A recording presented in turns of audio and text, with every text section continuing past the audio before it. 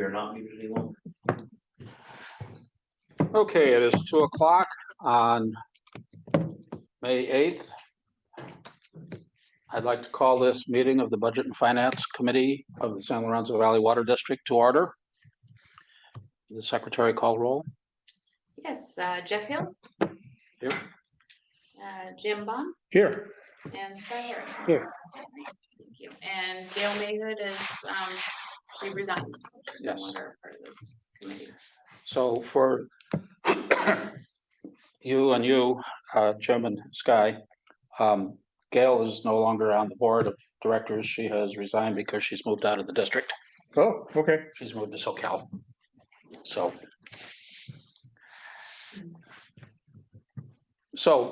with that note that Gail is no longer a member of the board of directors, and she was the chairman of this committee, and the district's rules require that the chairman of this committee be a board member, I will assume that position until such time as we assign another board member to the committee. And I will conduct today's meeting. So, do we have any oral communications from the public? Don't be online. Nope, I don't see anything. Okay, new business.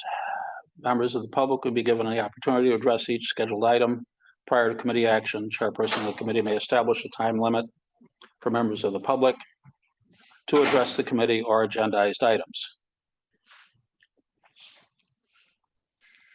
So, item A, the March financial report review. Thank you, Chair. I'm going to turn this over to Heather, who will give the report. Thank you, Brian. Good afternoon, committee. I'm hearing myself. This is weird. The report before you is essentially the report that will be provided to the board of directors on a monthly basis. It is the March numbers. They'll receive it next month in June. I am looking for your feedback on the report, and of course, if you have any questions. The typical report will provide the cash balance as of the end of the month of which the report is presented. In this case, as of March 31st, the cash balance was a little over 16 million, of which 52% of it was restricted. The report will also contain a year-to-date budget to actual report. And as of March 31st, which is 75% of the year elapsed, the district has received 72% of the budgeted revenue, 3% greater than last fiscal year, and has spent 76% of the non-capital expenditures, which is 13% greater than last fiscal year. I did a little bit of a deeper dive into the numbers. Last month, we talked about the increase in insurance. That is your general administrative increase of 10%. The other item that we're seeing an increase in this month is maintenance. And so I dug a deeper dive into that, and it looks like we district did about 32,000 in repairs to the Johnson building. Those repairs included doors, paint, and AC repairs. So I believe that that is what is contributing to the 23% change over last fiscal year. And yeah, everything else looked, I'd say I'd call standard normal expenditures. Those were the ones that stood out for me. The other item that will be presented on a regular basis is information related to the capital budget and the spending. As of March 31st, the district has spent 11.8 million of the $27.1 million capital budget. These projects were funded with debt proceeds, the fire surcharge, grants, and reserves. And then also included in this monthly report will include a essentially a picture of the fire surcharge revenue and where we are with expenses related to that. In the current fiscal year, the district has received $742,000 in surcharge revenue and has spent $39,000, leaving, I'd say, a balance in that special fund of $666,000. And then finally, in the standard report, there'll also be I'll say a picture of our unspent debt proceeds, which as of March 31 totaled a little over 7.1 million between the two debts that we have unspent proceeds. One other item that I've decided to include in this report is essentially about utility billing and past due balances. The staff had gotten a question at one of the board meeting that was in April about county tax roll and whether anybody was paying attention to that, because every year the district transfers accounts to the a county tax roll that are past due. And I want you, this committee, to know that yes, staff is paying attention to that. The district reviews the balances greater than 500 as of December 31. Starting in April, the customers received 2 letters 30 days apart, encouraging payment before that listing is presented to the board in July for approval. Upon approval, the board, upon approval by the board, the listing is provided to the county to be placed on the county tax roll, and that occurs in August. And that concludes my report, and I am open to any questions or suggestions for recommendations on how to improve the report for going forward. The idea of this report is to keep it simple on those off quarterly reports that will be more in depth and provided to the committee and the board. So that does conclude my presentation on this subject. Thank you. Thank you, Heather. Are there any comments from the public? Mr. Holloway. Hi, I'm Bruce Holloway from Boulder Creek. I might be the only one in the room that didn't get the agenda packet in an email. I usually find these things out by looking at the district website. And this time I tried using the calendar and I clicked on the 8th and I followed that path and there was no packet. So over the weekend, I was trying to figure out whether the meeting was actually going to take place, whether there was a packet. And then later on, I decided, oh, I'll try going through agendas and minutes and picked finance committee. And I went that way. And then it had this meeting and it had the packet for the meeting. So I haven't noticed this problem before. Maybe it turned out that two pages were created for this meeting instead of one. And one didn't have the packet and the other one did have the packet. So something happened. I haven't noticed it before. I guess I had 2 questions about this. On the first page that has the pie chart, the 2 loan proceeds, there's a column there that says average interest rate 4.5%.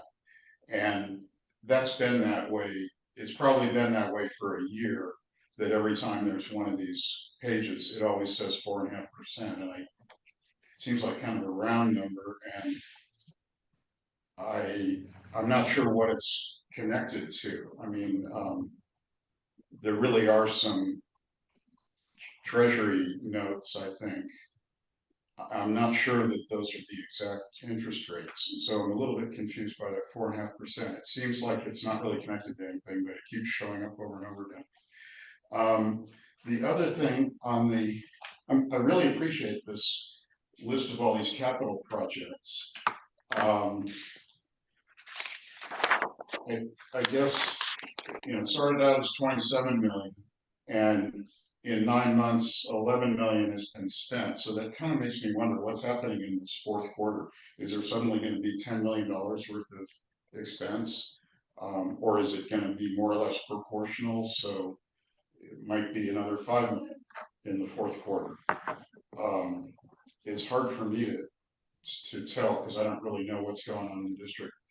At the bottom line, where there's totals for the $14.5 million loan and the $15 million loan, and these totals come out to about 1 million on the first and close to 8 million on the second. So there's kind of a different distribution between. I mean, this seems to be saying that these are the unspent parts of these loans, but they don't correlate with the amounts that were on the first page. So I guess I'm somewhat confused about that. And I guess what I'm especially trying to understand is, will the district be able to spend the entire $14.5 million before the 5th anniversary, which is in September? So that's what I'm trying to understand. Thanks. Thank you for your comments. Do we have any comments on this from other members of the panel?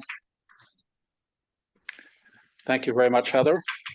Appreciate the report. Thank you. Okay, moving on. The next item. The meter review charges, review and discuss possible charges for meter reviews. Thanks, Chair. Also, I'm going to refer this to Heather, who's going to present this item. Thank you, Brian. The item before you is the meter review fee. What staff is looking to do is establish a new meter review fee. The recommended motion is the Budget and Finance Committee recommends to the Board of Directors to approve the new meter review fee as proposed in the staff memo. A little bit of background, and also I have staff available in the meeting to answer any technical questions, and they're the ones that significantly helped me pull this report together to present to you. And so a little bit of background, the district currently provides meter review services to all applicants at no cost to the applicant. Only a fraction of these reviews or applications make it to installation. Only at installation would the district recover some of its costs. And in a year's time, the district performs about 60 meter reviews. And they can range from 30 minutes to a lot longer than 30 minutes, like over 12 hours, depending on how far they make it in the process. At 30 minutes, it might be those applications where the district is not able to serve the property. And so therefore it's a quick letter. Included in the staff memo is some calculations on how the staff calculated the fee. Most fees are based on staff time and any additional costs that go into it, plus possibly an overhead rate. So what we did was we did the calculation in a couple of different ways on approximately how long it would take that average that take staff to calculate or to do this meter review for the average amount of time. And we've got that at 2 hours with 1.75 with the assistant engineer and 0.25 of an hour with the engineering manager, plus a engineering overhead would bring that cost of that meter review fee up to about $334. That would be the total cost. Staff's proposed fee is $300. We also did the calculation again to test our logic in another way, and staff was able to calculate the actual hours over a year's time period that they they conducted meter reviews. And that was a total labor cost of about 13,000. And it was 59 parcels that were reviewed. And that came to an average cost of 232. Again, plus the overhead is 307. So again, a different way to calculate that fee, again, based on staff time.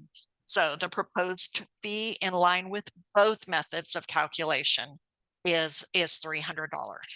And again, staff is available here, technical staff, engineers that actually would be performing these meter reviews is there present at the meeting if you have any questions.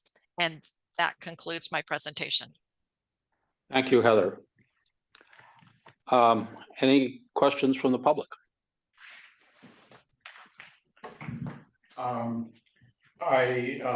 I think that's very logical reasoning Mhm. that was presented. I think the amount of the fee makes sense to me. The only suggestion I have is that I think you ought to call this, or I'm suggesting that you might call this meter application fee. And then the work that's done would be a meter application review. Mhm. If you call it a new meter fee, it's not clear whether it's a new meter or a new fee. I mean, it is both, really. So I guess I'm just suggesting meter application fee. Thank you. I like that idea. Okay, so I have a couple of questions for staff, but does anyone else have questions here? Jim? So yeah, so if I understand this, first of all, my comments take in context. I realize there's a lot more behind this than what I'm just reading, but if I understand, somebody who requests a meter evaluation, an engineer would come out, spend 30 minutes, look at it and say, can't do it. They're going to get charged $300 versus a guy who comes in, who says, who's a ratepayer, comes out, gets a study done. Somebody, we spend 12 hours looking into it, a lot of work done. He's going to spend $300. And I did a survey of just a couple of the ratepayers, and I guess the question I've got is this really equitable? If in fact some people are going to get told in 30 minutes, no, we can't do it, and some people are going to wind up getting a meter, isn't there some way to bifurcate what they pay and say, those of you who take less than N number of hours or aren't going to get a meter get charged X, versus someone who's going to get a lot of value out of this process is going to get charged Y? And I guess my question is, why shouldn't we do it that way versus everybody pays an average?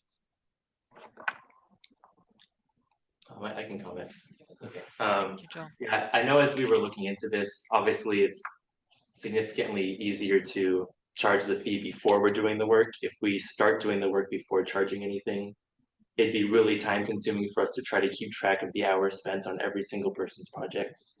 And then I'll also add that projects that do get to completion are obviously paying other fees like the meter connection fee. So it's not like everyone in this process would only pay the $300, but other districts, you know, have a similar fee where to get any information on this, you at least have to pay something. So we wouldn't be the first ones implementing this, but yeah, it's just we didn't want to create a process that's so equitable that it's complicated and Right, sure. we're, you know, spending hours on just tracking our hours. Who mainly asks for this service? Is it like, obviously we had 900 homes burn in CZU. Is that the majority of the people that are getting this, or what?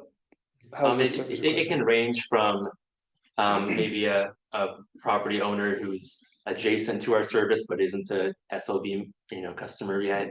It can range from you know, realtors who are just interested in selling a property and want to know if it could have water or not. So and it could also be, you know, a current SLV customer who might need an upgrade or something. Maybe they're trying to renovate their home and have a remodel, and that will require them to get a bigger meter or something. So sometimes they want a meter relocated. We just had one where the lateral is going through a neighbor's yard and they want it established in their front yard. What other situations do we get? Yeah, so it can be anyone on that spectrum from existing customer to a realtor who doesn't even live in the district. I had one where a meter was installed in a drainage swale. And they wanted it moved out of the drainage swale because it was surrounded by concrete. They couldn't turn off the angle valve. So that one makes sense. So how complicated would it be if we just had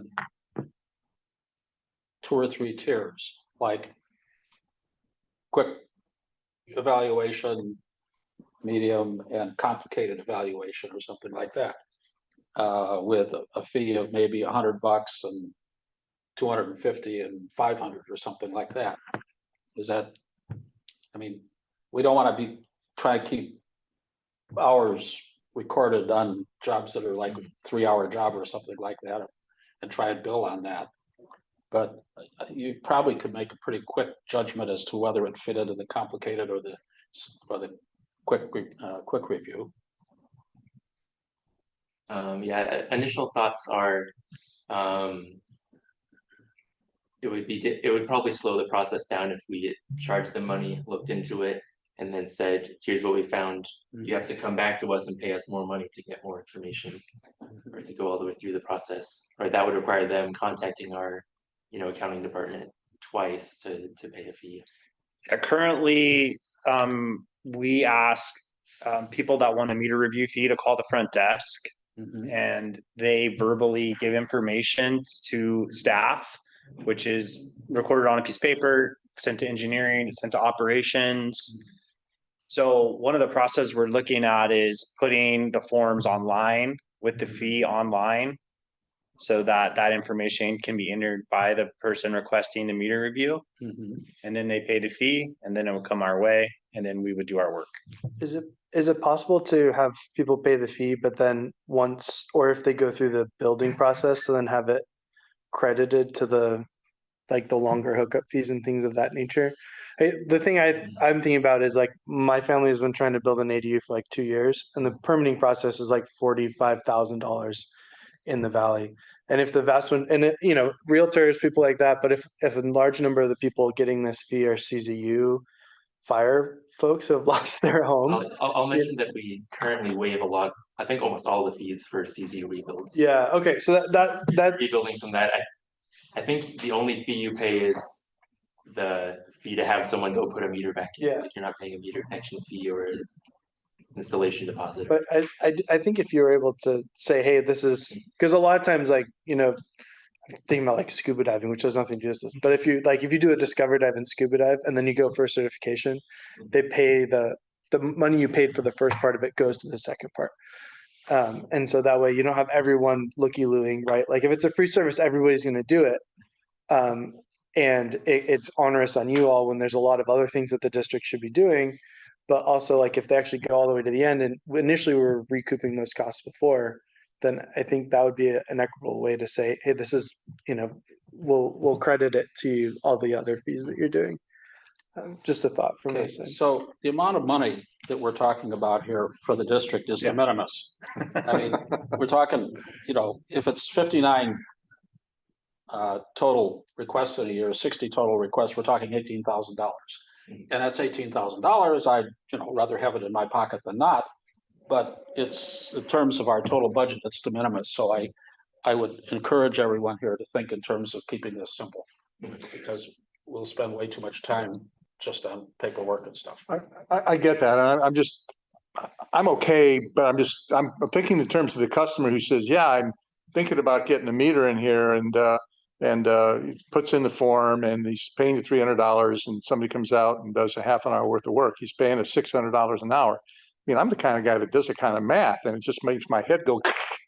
And if I might be unusual, some people might say, $300, not a problem. Yeah, I know I'm not getting a meter. It's okay. It's worth $300 to know I can't get a meter. So how many of these people didn't go forward with a meter? Yeah, that was one of the reasons when we first brought up adding this fee, was that the idea was that it would cut down on people who aren't really serious about joining the district or people who just haven't done their research. Tire kickers. Yeah, you know, we get folks who are almost all the way in Los Gatos being like, Mhm. you know, going through the process and, you know, calling up someone in the front desk and they write down all the info, get sent over to me. I have to look it up on an APN map and see, okay, our closest infrastructure is over a mile away from this property, you know, 10 miles away even. Like that's obviously a waste of everyone's time. So maybe a different way to look at this would be for people who we turn down, Mhm. $150 flat fee, done. And for people who we don't turn down, you know, we give them they end up buying something, the fee gets added into their meter fee. And it doesn't really even show up as much of anything at that point. An extra $300 on a $10,000 meter is again, it's a simpler thing. So yeah, that might be the easiest way because then you're not adding an additional time at which they're and being billed. every once in a while we'd have somebody with a real complicated setup that we turn down, and we've spent some time on it. But you know, still, again, in the larger picture, Yeah. It's not a big deal. So.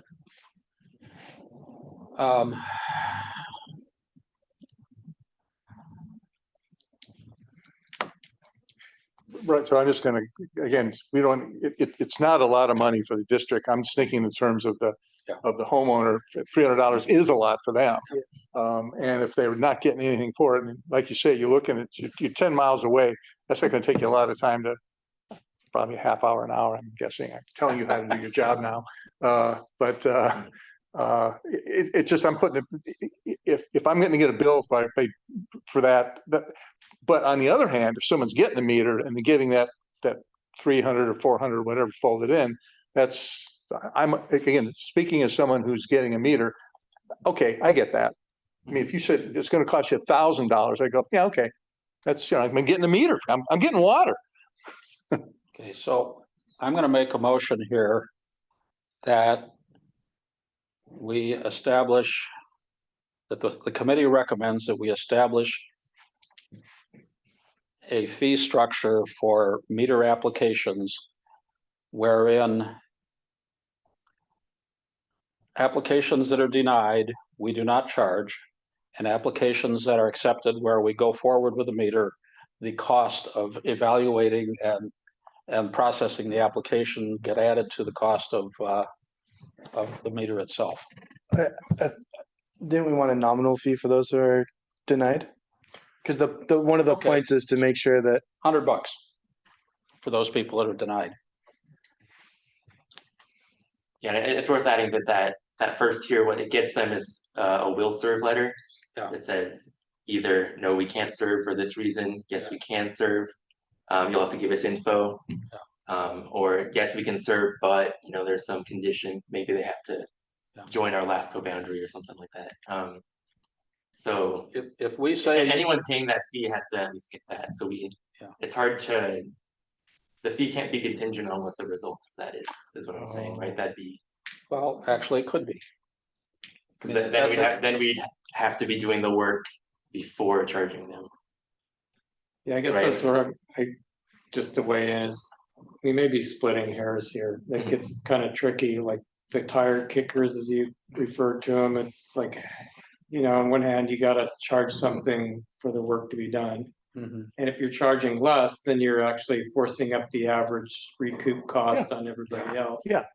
So it's if it's 150, then it's 450 for the other folks. Yep.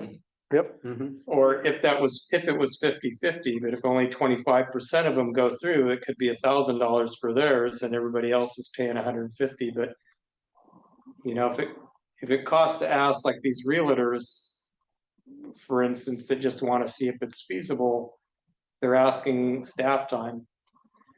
I just be careful. I mean, it is a small amount for us, and you know, I don't know. I mean, engineering's very good about tracking your time, which is hence how they came up with this.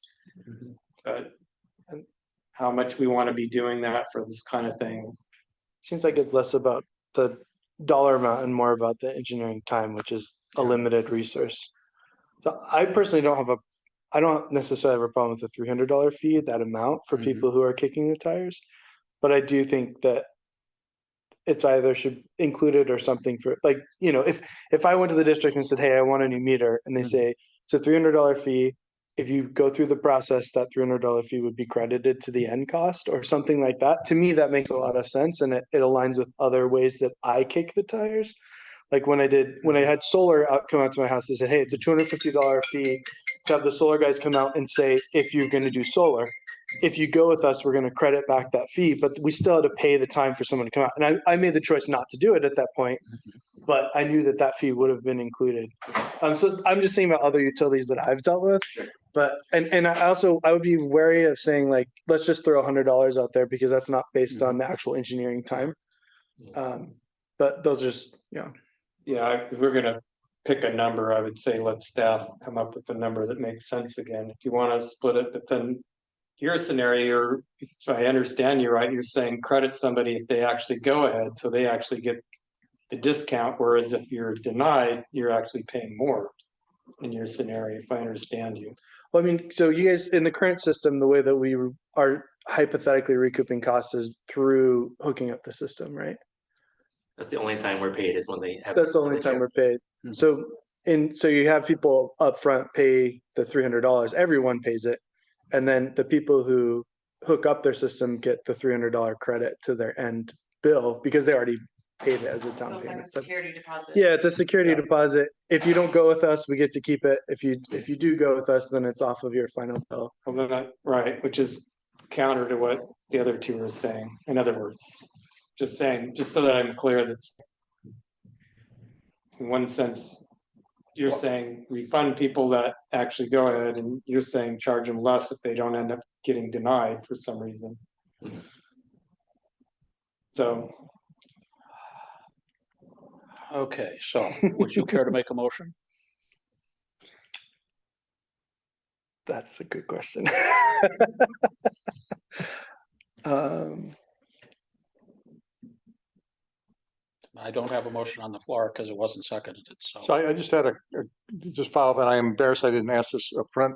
What's the absolute, and maybe it said it and I missed it. What's the objective of this? Is it to reduce the number of tire kickers? Or is it simply to recost or to get paid for something that we're spending money on? Is that the whole objective or? Yeah, my understanding is that it's both of those objectives. One, Okay. that these are costs that we're billing to that are just coming out of our funds, right? We don't have any Right. way to reimburse those at the moment.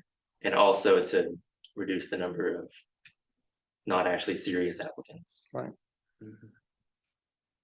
which is I know we just said both, but which would be the primary? Is the primary to reduce the amount of free labor that we're doing?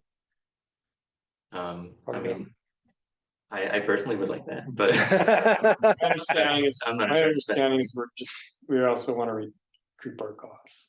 Yeah. That's, So we are It's both. entitled to do that as a public agency. Absolutely. And we should, I mean, more situations like this as they come along.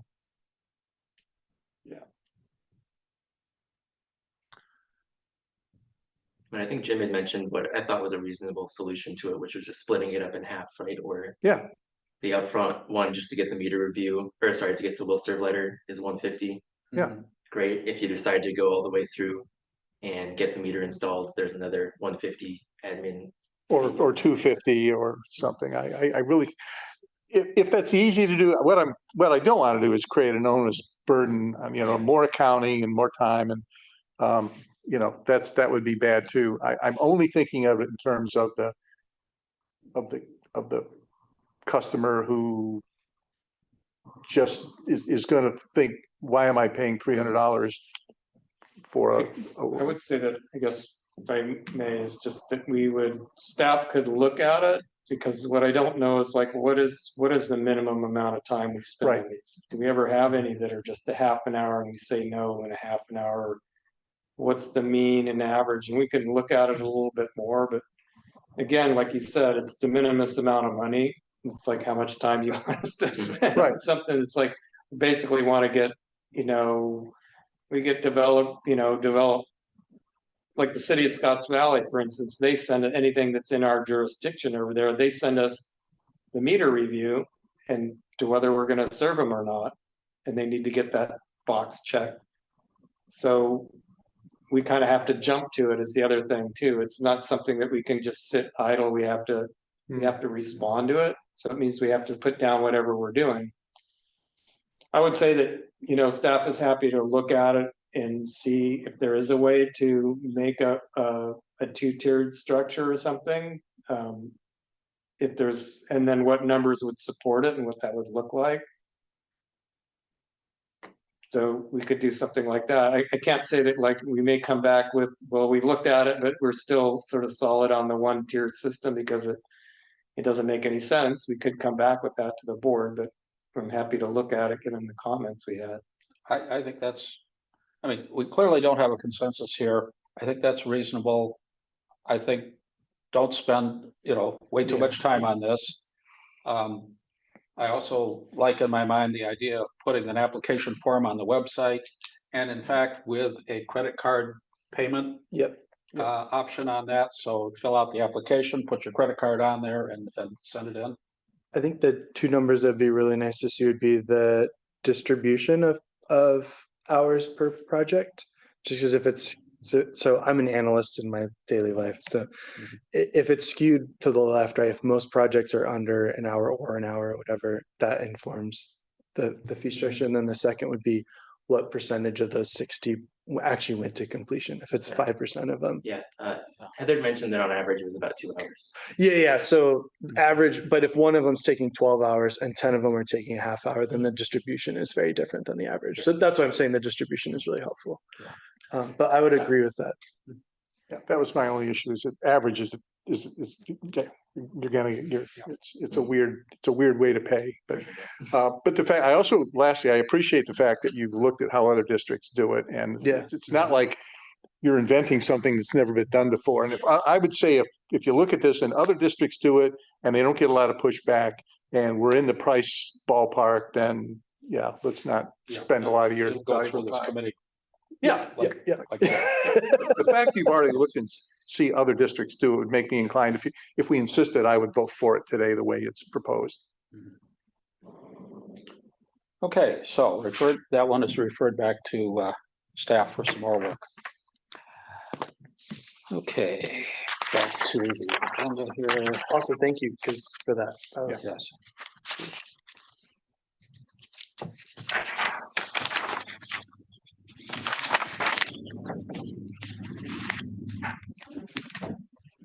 We have no unfinished business. Informational material, there was a link to previous minutes. Is there any other business before the committee today? None, Chair, none from staff. None from staff. I just had a question. So when like the water main that burst right over here happens, and we know that that was already scoped for replacement, that like that went on. How is that actually funded? Does that come out of the money that's already budgeted for that? Or do we have like a breakage line item basically? Like how would that appear in the reporting? That's there isn't really I mean, we have maintenance that we do all the time. So there's the overall maintenance budget. That one,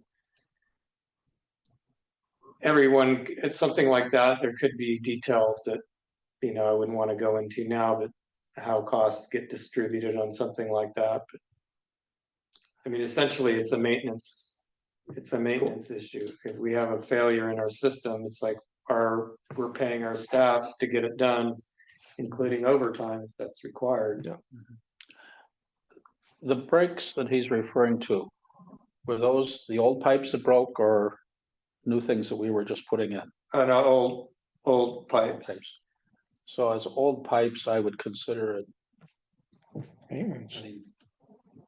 And did we replace them with new pipe then? Correct, because they were actually, they were about to be replaced. Yeah. They were in the process of being phased out. Literally So in a this matter sounds of like weeks. This sounds like a coin toss as to whether it's maintenance or capital improvement.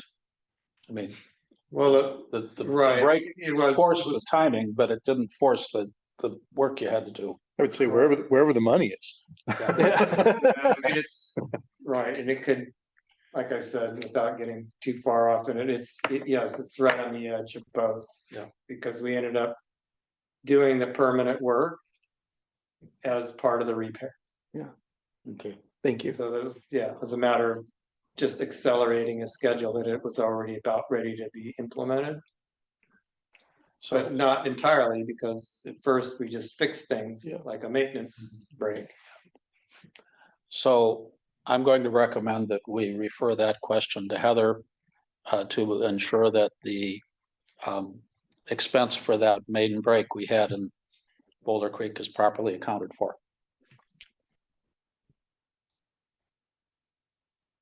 Received. Thank you. Yes. There being no other business before the committee, I declare this meeting. Do you have to Bruce, ask? did you have any more commentary? I declare this meeting adjourned. Thank you. Thank All you. right, that's a pretty quick meeting. Hey Bruce. I fixed the link